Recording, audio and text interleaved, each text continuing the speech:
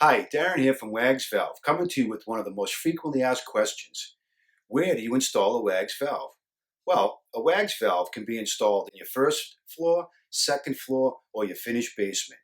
It can also be in your unfinished basement, in your garage, and also above a drop ceiling, which usually means those are smaller tanks. Attic installation is not recommended due to high humidity and high temperatures, which could cause the WAGS valve to dry fire in these extreme conditions.